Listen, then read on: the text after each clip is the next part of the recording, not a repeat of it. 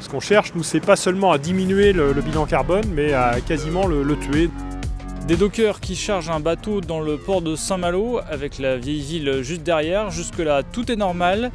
Mais ces marchandises, elles vont aller jusqu'en Amérique à la force du vent. On va grimper à bord de Grand Sail 2 pour mieux comprendre.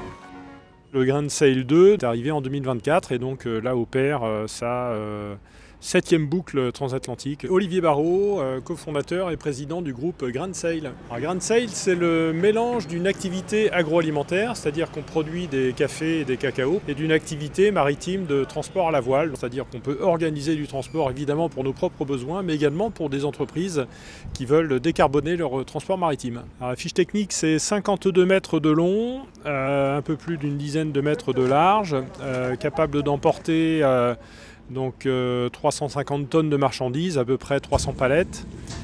C'est un navire en charge qui peut peser 600 tonnes et qui a 1500 mètres carrés de voile, ce qui lui permet d'avoir des performances records en fait en émissions carbone, donc c'est-à-dire en faible émission carbone évidemment.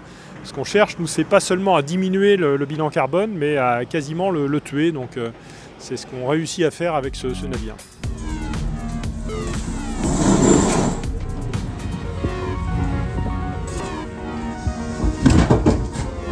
Évidemment, ce type de bateau a ses propres contraintes. Il embarque bien moins de marchandises qu'un porte-conteneur traditionnel. Et puis la gestion de l'énergie, elle est cruciale, que ce soit pour faire avancer le bateau ou faire fonctionner ses équipements. Mon rôle à bord, m'occuper de tout l'aspect technique, principalement la gestion énergétique. Donc je m'appelle Zoé et je suis la chef mécano sur Grand Sail 2. Au jour le jour, moi je vais me renseigner avec les équipes qui travaillent sur le pont, qui vont être responsables des manœuvres, pour pouvoir leur donner l'énergie nécessaire à chaque fois pour pouvoir actionner tous les winches hydrauliques qu'on a sur le pont. Il faut être dessus constamment pour pouvoir vraiment fournir juste ce qui est nécessaire, juste pour le temps imparti.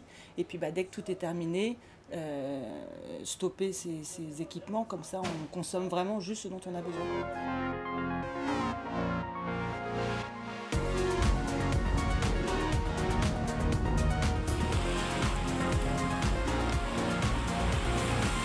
Jamais on n'arrivera au tarif pétrole de très grands navires, parce que objectivement le pétrole aujourd'hui coûte quasiment rien. Mais à terme, on va quand même se rapprocher en fait. On n'a pas le choix que d'essayer de se passer le plus rapidement possible du pétrole. Et il faut bien regarder ça sous cet aspect-là, évidemment. Grand Sail n'est pas la seule entreprise à investir le transport maritime à voile. D'autres projets existent avec des bateaux parfois encore plus gros. Un moyen de décarboner le secteur qui s'est donné pour objectif la neutralité carbone d'ici 2050.